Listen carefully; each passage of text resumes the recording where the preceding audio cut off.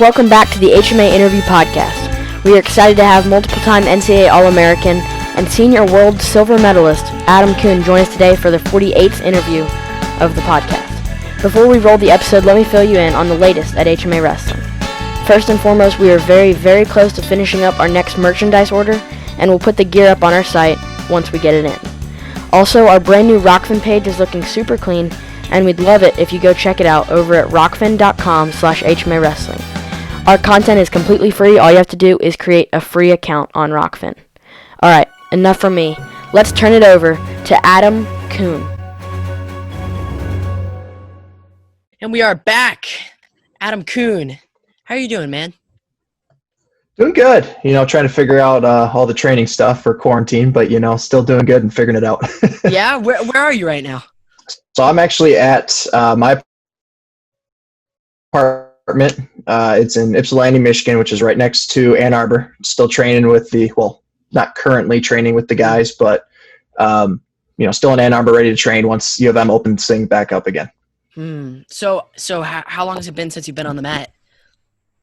So we find ways around it. So I was on the mat yesterday, working out with a couple of guys that are around my weight, and we figure it out. But it's not like the full blown, Right. beat down type workouts that we're used to right around this time, just because we just don't have the facility to host that type of thing yet. So we're making it work, but at the same time, we're really excited to hopefully get back on an actual mat and get back to regular workouts again. Yeah, how long has it been since the wrestling club has been shut down? So last time that I competed would be that second weekend in March. Ottawa. And then, Ottawa. And then right after that, everything shut down and we couldn't get into the wrestling room. We basically were told, I came back from Canada. I got back and within 2 days was told, hey, get your stuff, your workout clothes, your workout gear, anything in Bana, because we're shutting it completely down. Get your stuff, get it out of here if you're going to use it. If not, then, just know you're not going to be able to get in. I took away our card access and everything, so there wasn't even availability to sneak in. So you were in Ottawa, and there was like a lot of whispers around like coronavirus. No one really knew what was going on. And I remember hearing that like basically that tournament, they're like, hey, you may or may not wrestle, right? Like it was that overnight, basically it went from, just this huge spike up and everyone got panicked. What did you think about, COVID-19 going into the event? What did you think about it coming out of it? Did you really think it was going to, affect your life and affect your training at all? So back in, when was it? I think it was December. December, we were overseas and we were doing a training camp out there in Denmark. We were out there training with a bunch of guys, and I remember watching the news media and clearly see COVID. So we were asking around and asking what was going on and saying that there's some people that are starting to worry in Europe that it might be coming over here. And so at that point I was kind of aware that, okay, COVID's really spreading and starting to get into Europe area. So I was like, it might head over to the United States and, North America, but I don't know if it's really going to be that big of a thing. They'll probably have a handle on it by then. And then we skip forward to end of February and we start hearing that, there's a couple rare cases here or there. We're like, we should probably have a handle on it by then. So I wasn't thinking about it too much. And then we get over into Canada, and most of the Greco guys competed both weekends. That would be for the championships as well as the Olympic Games qualifier. So we were there for the first weekend, no problem, wrestled right through it. And then about midway through, so this would be about Wednesday or so, we're competing on Friday. That's when we start getting word of, hey, they just shut down a bunch of schools. Hey, they're shutting down this. There's talks of shutting down the border. And of course, we're on the other side of the border going, are we going to get home? So we had just a lot of questions going on, and we had a big team meeting and just like, hey guys, there's stuff going on back home, but as of right now, we're still going to run the tournament. So you need to be focused on, making the finals of this tournament. You have a job to do. This is the stuff you need to work on. or the stuff you need to focus on to make sure that you make the most of this opportunity. Be ready to compete, but also at the same time, there is a chance where we might not compete and we might just ship home. So be ready for either way, but lean on the side of we're competing, because it's better to lean on that side than the other way. Obviously not be ready at all. That's really interesting, because I've told this story multiple times on the podcast, but I was competing at my state tournament, so I, Wednesday, Thursday, Friday, Saturday in the PIAA state tournament. And, I competed Saturday, came home Saturday night. Sunday, I took a day off. Monday, I was back at practice. And then by the following Monday, everything's done. Everything's closed. And it was insane, because there was so much build up for the state tournament. It was a long season, and you're building up and peaking. And then, it releases. You're like, oh, I can get back to the postseason and, focus on freestyle and Fargo and getting a little bit of rest. And nope, it's just all gone. Everything's gone. They're like, but here the thing, it was in Pennsylvania, at least to my understanding, it was only going to be 2 weeks. It was only going to be like 2-week hiatus, and I was like, excellent. This is God's way of telling me, like, Jude, take a break. And so, nope. And then they added on another 2 weeks, and then another 3 weeks. And then next thing you know, it's a 2-month long, we're stuck inside, and it's crazy. But yeah, we had the same junk going over here in Michigan. Just they were telling us, hey, we're gonna start shutting things down for a couple weeks, and then we'll start picking it back up. Right. And then, of course, the messages start flying of, hey, there's talks they're going to shut down everything. Like, no, there's no way they're going to shut down everything. Yep, they shut down everything. And it's interesting how as it was happening, it was like, it didn't seem as absurd. Like, it was like little tiny steps. Like, it wasn't like, I don't know, for example, if someone had told me last March, if they said, Jude, a year's time, you're going to be stuck inside. You're not allowed to go to the store, go to wrestling practice, nothing. You're going to be, locked in. I would have thought you were crazy.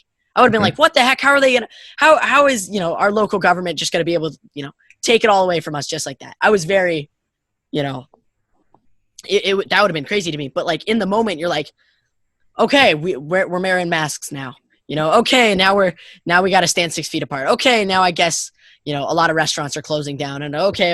And you're just taking all these little steps, and next thing you know, full on quarantine, which was wild, man.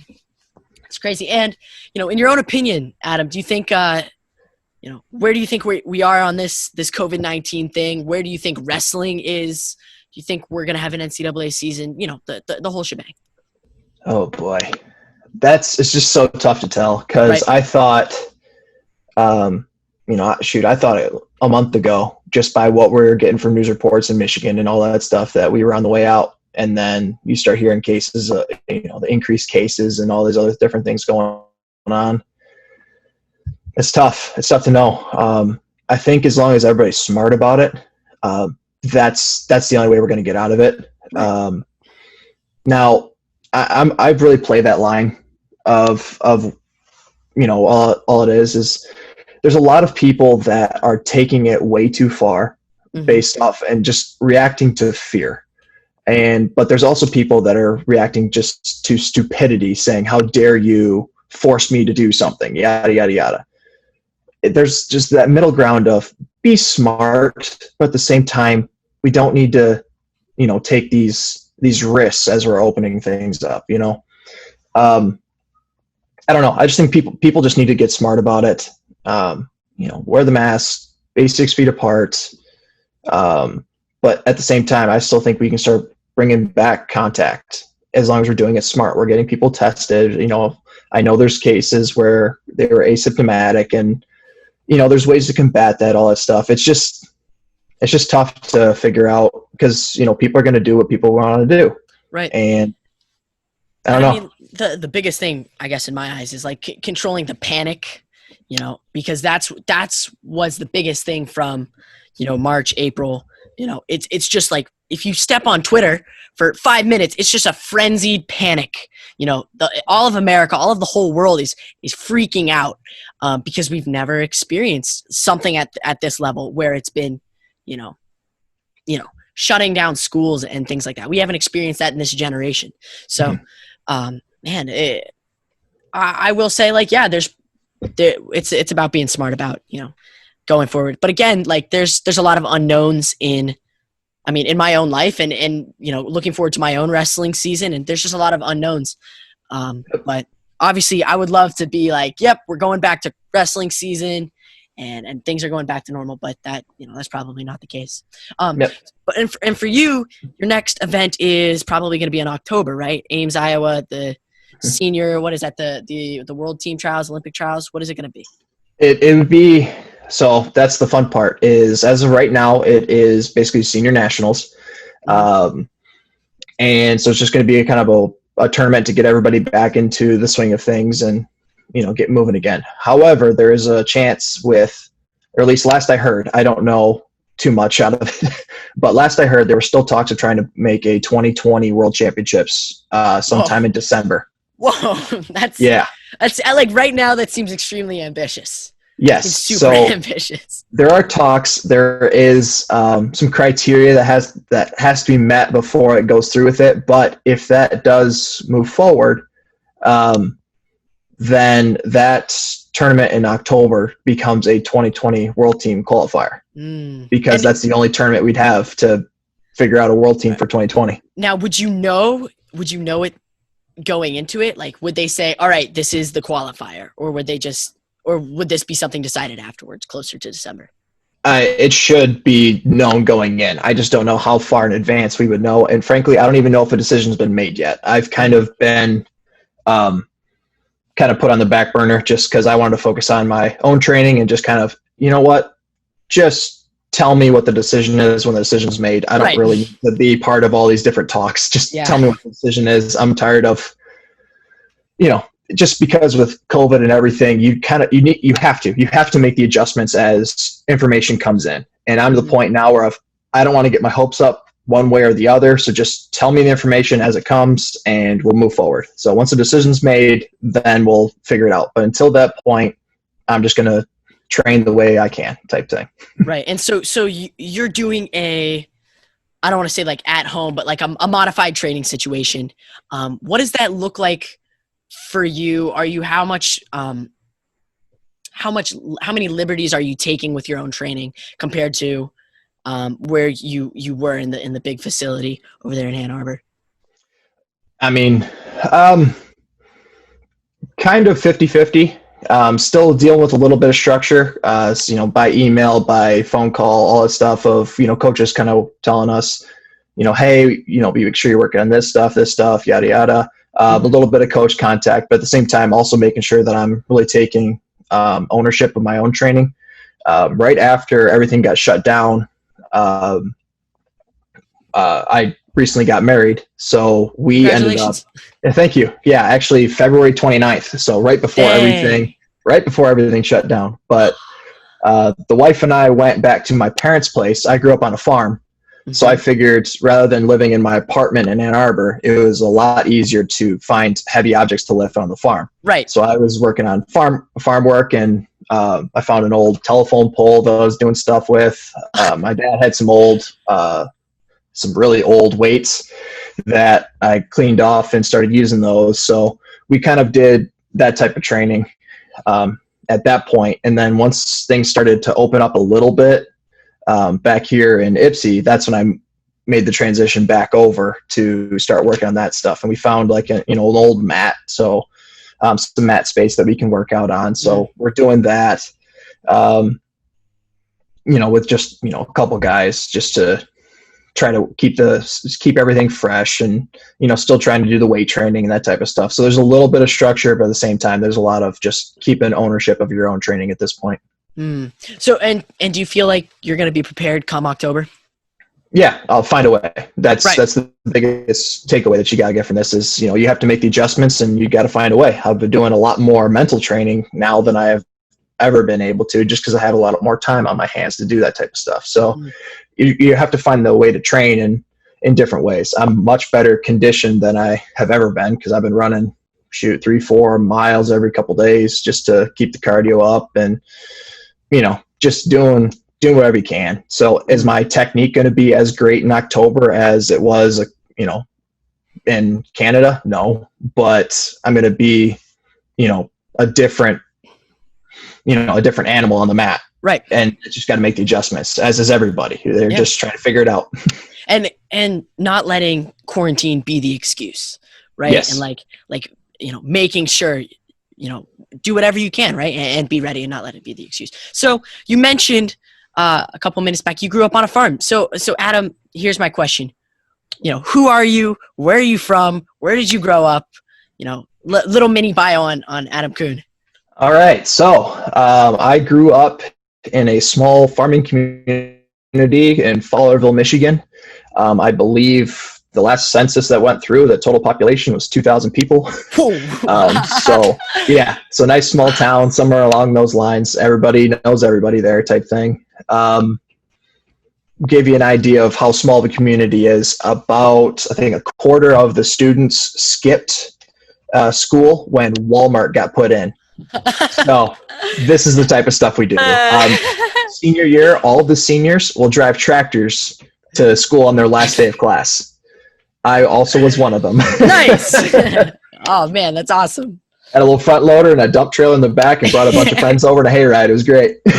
Oh my word. Yep. So I born and raised Fowlerville, grew up in the same spot, was lucky enough to never have to move or have to go through that. My dad was he wrestled in college and ended up coaching at various different high schools and ended up coaching at Fowlerville High School. My mom was a teacher at the neighboring school and then has recently transferred over to Fowlerville. So we've all been in the Fowlerville School District.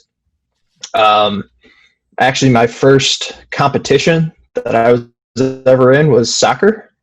And then I transitioned. I mean, I was always on the mat. My dad would always bring me into the wrestling practices and stuff, but I wasn't allowed to compete until a little bit later because I couldn't figure out how to stay on the mat for longer than 5 minutes without crying. So excellent. So I was not a very tough kid. So we worked through that, and then I finally got to start competing in wrestling. I later quit soccer and started doing football in about 4th grade, moved on to track in junior high, and then was a 3-sport athlete all through high school. Whoa. And absolutely loved it. I loved just being active. Didn't have much of a social life just because I was always in some sort of sport. So sport was my social life. So I kind of just grew up around sport and everything. So yeah. And then my summers and winters really were taken up by sport or farm work. We had an outdoor wood burner. So most of my winters I would go to a wrestling tournament, and then on Sunday I would be out in the woods somewhere chopping wood and loading up in the trailers and getting every couple of weeks making sure we had another load to keep the house heated. And then in the summers we did hay for the cattle. So most of my summers were spent baling hay. So I didn't have between those and sport, not much of a social life there, but well, hey, it's fine, dude. Oh yeah. Okay. So your dad was a wrestling coach. Yep. And you grew up in a small community. How many of, those 2,000 people, how big was how many kids wrestled?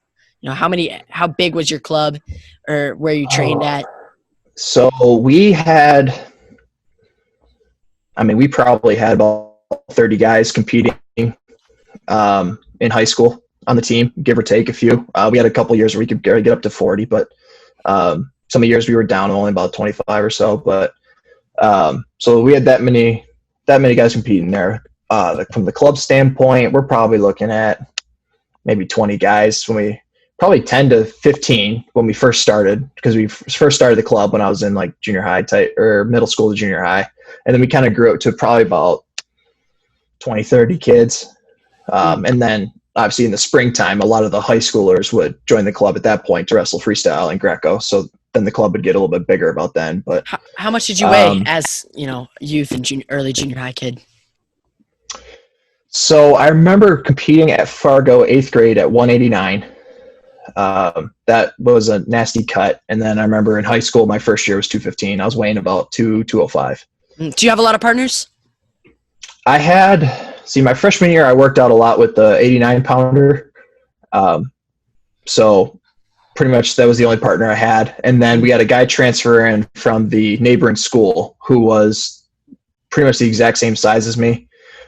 So we were great training partners together. And then once I bumped up to heavyweight my junior year, he stayed down at 215, and we were still training partners because I wasn't a big heavyweight at that point. I was still, I mean, I graduated graduated high school still about 240. So it wasn't too big when. Yeah, you definitely didn't graduate college weighing 240. Yeah, no. I put on a little weight in college. How much you weigh right now? If I stepped on the scale right now, it'd probably be about 295. Whoa. Yeah. That's pretty big. Man. Yeah. Okay, Adam, when did you first get introduced to freestyle and Greco? Oh, I'm pretty sure my first matches were freestyle and Greco. I'm pretty sure my first match ever competing was Greco.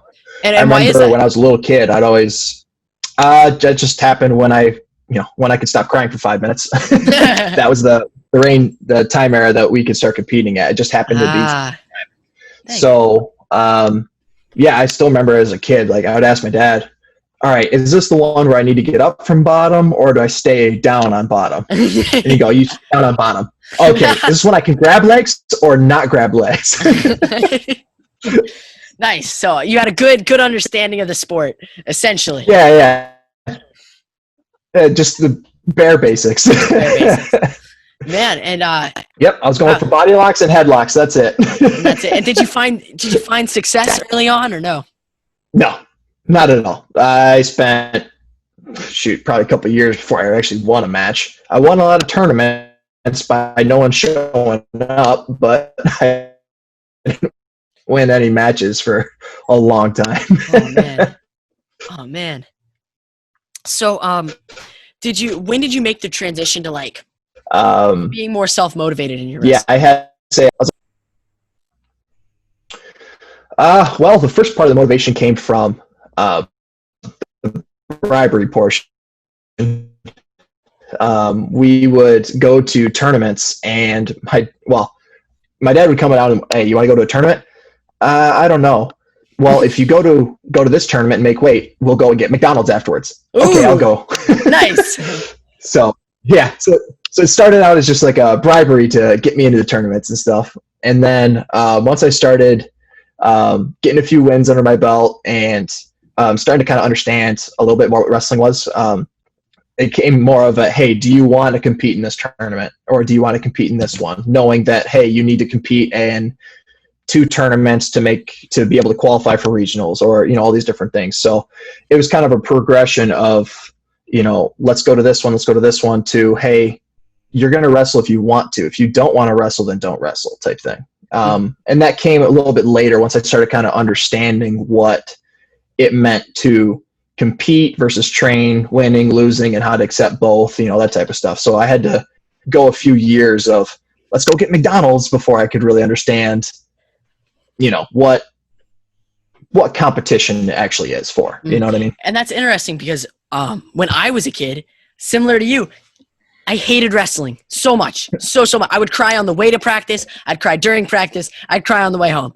And it wasn't that I don't even know what I was scared of, but like there was something about wrestling that was so like appalling to me that like if I get like, even like the thought of it would like bring me to tears. And all the way up through like junior high, like even like I would get better and better and better because my dad would just make me.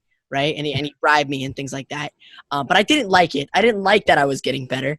And like, up until even like my freshman year of high school is when I really like had like a switch flipped in my head. But that's funny that you say bribe because that's how my dad would incentivize me is Pokemon cards. So he would go to a tournament and he would, if I got a win, or depending on how many matches I would have and then how many wins I would have at the tournament, it'd be like 1 or 2 Pokemon cards a match or something like that. I'd go home and he would put them in a paper bag and I would draw them out of the paper bag. So I don't even know what I was like getting at the time.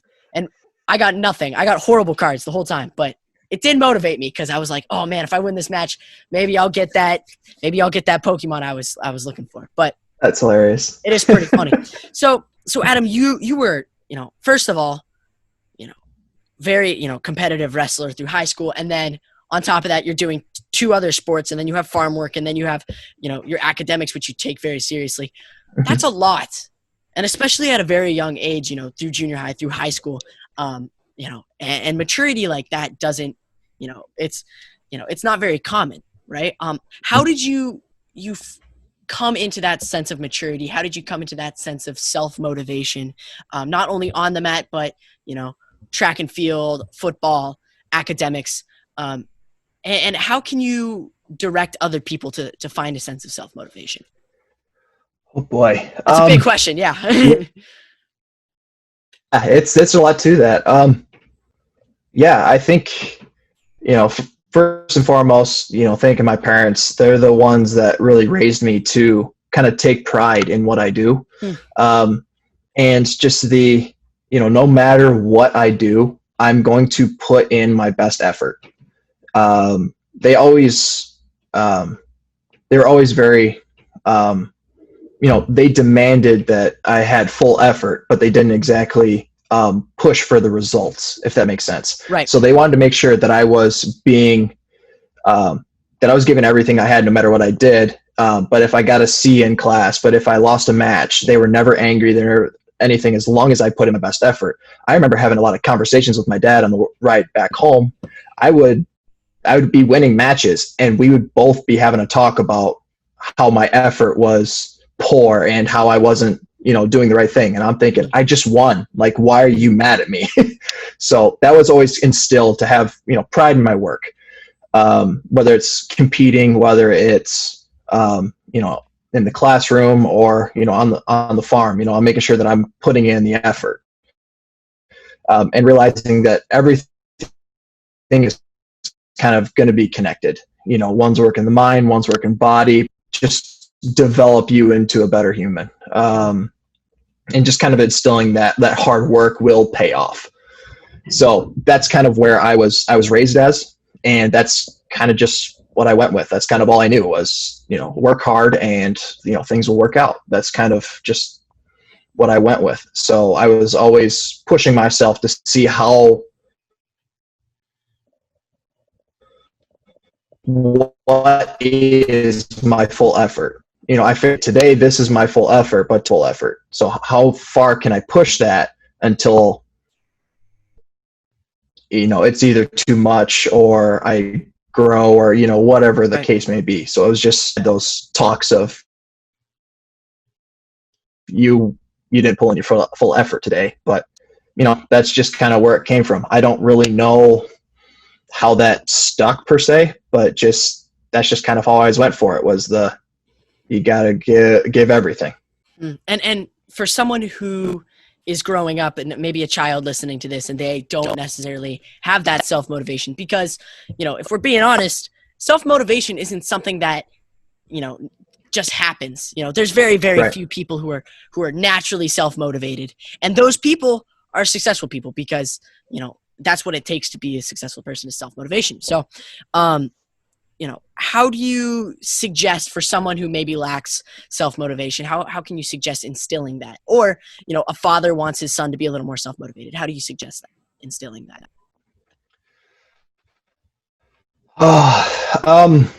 Really, one of the ways that I get, probably the best way would be setting goals. The lofty goals. It's all the intermediate goals in between. It's going to take some time to sit down and really think about, what you want in life, what you want to achieve, what are the things that you want to, accomplish. I've always, strived by, here's my big 3 goals that I'm reaching for the stars for. There is, Olympic gold medalist, playing in the NFL and becoming an astronaut. These are the lofty goals that, I'm striving, I'm pushing. Those are the end goals. If I, get those, then I'll be, happy. But that's the big reaching for the stars goals you want. Okay. So take a step back. What are some steps you can do to get to that? And then you kind of, all right, what are some steps I need to get to that? And then what are steps? And you kind of work your way down to the lowest level goals of, all right, what do I need to do this week? Or what do I need to do today to start start the process of getting to that goal, because the realization of you won't make one giant leap to get to that goal. It is small steps and just keep moving forward, kind of chugging along. So one of the things I do a lot is, I have a planner with me. I map out what I want to accomplish each week, each day. And again, part of it is just the motivation to be able to do that. So I don't really know where that comes from, but that's the best thing I can get, is how to being self-motivated, is giving yourself a plan, giving yourself a goal. And I prefer the pen and paper because there's satisfaction to scratching things off. There's a satisfaction to that rather than just checking it off on your phone. So I use the pen and paper to, I can circle this, I can make notes, I can cross things off when I get things accomplished. I go through so many pads of paper, just on to-do lists and all these different things. So that's the biggest thing I found helping me, as well as help to keep my priorities straight, as well as help my prioritization of time, especially when I was in college, when I was dealing with athletics and sports and all these different things. I'd have to keep a calendar of, all right, what are my obligations at this time, and I basically map out everything. So I'm a very big believer on mapping out and trying to come up with a plan at all times. But again, be willing to think on the fly as well, and do that type of stuff. But I know that's really not helpful in terms of someone who's not already self-motivated. Right. That's the best I can come up with. It's just really just the have those goals, because everybody has dreams. Everybody has dreams of what they want to go, where they want to accomplish, and just realizing the fact that you will not accomplish your dream all in one go. You need to take the steps to put yourself in the position to accomplish that dream. So that's what the goals are. So really have the heart to heart, the sit down and think of, what is it that I really want in life, and what are some real steps that it will take to get to that dream. And then keeping that in the forefront of your mind. Yeah. Adam, do you journal at all? Do you keep a journal or a diary? A little bit. I do a little bit. I have I kind of keep two separate journals. One is more just for my kind of own personal thing of, like, when negativity strikes, or if I'm feeling great, or just kind of personal stuff. I just kind of write it all down. And then I keep like a separate one that's a little more business type stuff of, like, here's what I've been, working on. This is how I feel during these times. This is what I ate. This is, do not eat prior to competition because I felt terrible when I'm competing, that type of, like, business stuff of, trainings. Here are some different workouts that I'm thinking of. Here's some, both of them end up being pretty spiritual as well. Because I keep my Bible studies in both of them, and, that type of stuff. But do I write in them all the time? No. I would like to probably keep it a little more consistent, but I keep them, but don't use them too much. Okay. Adam, what was the first big tournament you ever competed in? Something like, like a big tournament. Probably the,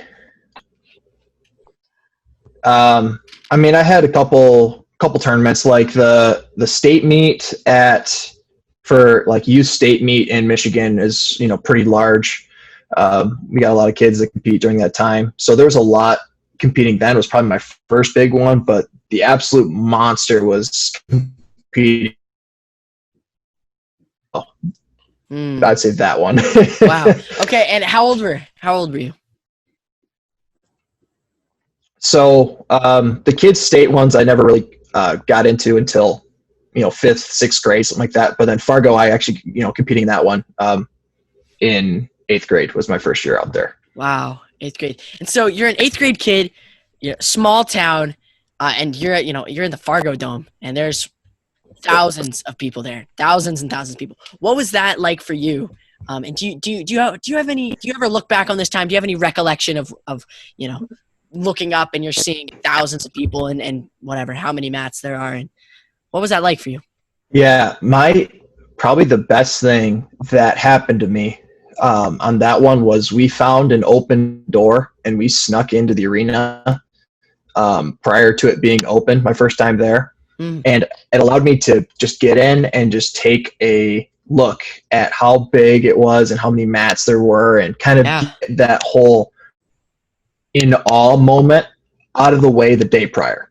So when it actually came to competing, I could keep my head down and just work through, what I needed to accomplish at that point. And that's a memory that has stuck with me every time that I go to a new place, a new event, anything like that. One of my pre-match rituals per se that I always did in college was I would, as soon as I entered the arena, I would go and look at the competition arena, and I would make sure I was looking up. I always wanted to see all the stands and the vastness of how great the arena or wherever we were competing. And then once I got that out of my system, I'd go back to the locker room, and then I would change and then get ready for my match. And I would make sure to never look in the stands again, because I got that initial awe moment out of the way. And then once I get to the mat side, I am wrestling this guy on this mat, and nothing else matters. Adam, talk about your experience in making the 2011 Fila Cadet team. And was that your first time competing overseas? Yeah, so that was my first time competing overseas, first time ever leaving the United States. Wow. Yeah. Every time that I've left the United States has been for wrestling of some kind. So that's pretty much it. I've only been to 3 or 4 states outside, 3 or 4 states on personal, rather than wrestling related. So I've been to all over the country, a lot of different countries due to wrestling, but in terms of just everyday life, I hardly ever travel. So wrestling's great. That gets you out. But 2011, going through the process, I don't remember too much of the process to get onto the team, other than the fact of I just remember having to wrestle the tournament and ended up beating a couple guys that were tough. I can't remember who it was, but I know there's a couple guys there that I had to beat that were that I had lost to previously. So I remember that being big. Now, was it freestyle? Did you make the freestyle and the Greco team, or? I did. I made both the freestyle and the Greco. So I remember back-to-back wrestling in Akron while universities were going. Is that how that works? I think so. Be universities and Fila Cadets would be with universities, I believe. Yeah. But so I remember winning that, and then made the team. That was fun because we had to both teams worked out of Colorado Springs. This was my first time at the Springs, so that was a great experience too, just to see the Springs. And it's a great thing when you first get there to, again, seeing the sights and do all this touristy stuff, but also training alongside all the other Olympians. And it was just really cool. And what was really nice was both of the teams were working out there at the same time. When I later made the Fila Junior teams, they were in 2 separate locations, so it made it a little more difficult. But in 2011, they were both there, and Greco guys were working out in the morning, and the freestyle guys were working out in the afternoon. So I was making double duty practices, and there was occasionally I would miss a Greco practice to do a freestyle, and vice versa. So I was kind of splitting time between the two. And then freestyle competed first because Hungary takes their Greco extremely seriously. So Greco is the premier event in Hungary. So they made that one the last day. So freestyle competed first. And I remember going through the tournament. I remember my semifinals and finals matched pretty well. And I remember I had Iran in the semis, and he was just an absolute brick house. Would not move. I ended up beating him 1-0-1-0 because that was back in the day where you had to win best 2 out of 3 periods. Beat him 1-0-1-0, both on push-outs because he wasn't doing anything and I was just going to push. Oh, man. Yep. And then I ended up pinning my guy in the finals from Georgia, Petrashvili, who is now a world champ and everything. Really? He's the one I had in the finals. Ended up pinning him there. This is after he launched me a couple times. He chucks you, and then you finally. Oh man, that's sick. Yeah. So this is opening sequence. He hits a blast double from just launches me off my feet. And like athletically, I somehow twist and turn where he hit me from the center of the circle, and we both are out of bounds, and I landed on my belly. Like somehow No way. got out of the way, so he had the one push out. Just one. Yep. And then we go again, and he catches it right and puts me right to my back. Same blast double and everything, puts me right to my back, again, out of bounds. So that's 3 points at this point. So I'm down 4-0, and a tech is 6. Oh, what? 6? It was only 6. That's- Yes. So I'm down 4-0. Wow. And I remember looking over my corner, and this is what I love. So my dad actually got to make the trip with me. So he actually is sitting second seat with Zadok. And I still remember him screaming from the corner, "Are you ready yet?" Sure enough, he goes for the same blast double. I dropped, got him in a cow catcher, lifted him, and threw him in a hip toss. Nice. Oh my gosh. Wow. Yeah. So I was getting launched. I was getting pummeled. Wow. And then you, cow catcher, just like 8th grade. Pretty much. How old were you then? 2011. So 2011 would be my junior year of high school. No way. Yep. That's crazy. Okay. Now for that, you were the freestyle and the Greco. Yep. Were there any other kids who made both teams? No, I was the only guy. Okay. Did you get any sort of, could you tell if there was any sort of special treatment, or were the coaches give you any sort of attention because, you were, like you said, you were training freestyle, and then you would wrestle Greco, and then you'd stay for the freestyle practice. You're doing a lot more than the other kids who were competing. Did you sense any sort of, I don't know, maybe extra obligation from the coaches or anything like that? There wasn't really any sort of special treatment other than the coaches had to talk together to figure out what workouts I had to be at what time. Just to make sure of like, hey, we're going over these certain techniques that he really needs to work on at this point. How about he skips the Greco practice today and works with the freestyle guys, and then tomorrow he can go with the Greco guys instead and work on this stuff. So that was the only sort of special treatment that I got, was just the coaches had to communicate to figure out what workouts I needed to be at and everything. And wasn't going to get any special treatment from the guys because, Right. From the guys' perspective, they knew that I was working out, but at the same time, I'm not working out with them. So it looks like a guy's missing some practice. So, you kind of have to play that one hesitantly. And I definitely wasn't getting any special treatment from the field officials or the hotel management. So the funny part about that, so freestyle wrestled first and then moves to Greco. So Greco so freestyle is leaving that day, and Greco's coming in to take over those, those rooms. So we go to Greco practice because it's 3 days in between. So we have a couple days to kind of get acclimated and, move over to Greco.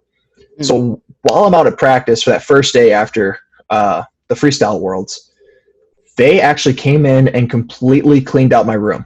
The staff. The staff, everything was completely gone. I actually went back. My key, for some reason, still worked. Opened the door, and there's 2 Turks sleeping in the bed. I was like, "This is what is going on?" I was so confused. So I went down to the desk manager, like, "Oh, we didn't realize that you were still here. Your stuff is out back in a dumpster." What? They just threw it away? Yeah. So I had to go digging through a dumpster, find the one trash bag that actually had all my clothes in it, pull that back out, and then find my new room that I had to get to and all that other stuff. So what the heck? Yeah, it's great. That's absurd. Oh my word. That's crazy. So that was kind of the next question. Like, I was like, what kind of crazy overseas shenanigans happen? Oh, that's just one of them. You hear like there's some like wild things that happen overseas. Oh yeah. Bizarre. Oh my gosh. I was over in Mexico. We had, lost baggage, that type of stuff that one of the guys got his stuff as he was heading over to the arena to compete. So just got that. 2014, coming back from the Worlds, they lost my bags and I had to get them later. But definitely probably the craziest one was getting all my stuff thrown out. And of course, part of that was my duffel bag, which I had my medal hidden in. So of course my gold medal is in the garbage can. Oh man. Oh, who was it? Someone, there's a story of some wrestler losing his It's Olympic gold medal. I can't remember who it is though, but I have heard this story, or it might be a world gold medal, but he just lost it and it just never found it. And he's like going through his bag. And he's like, it's not here.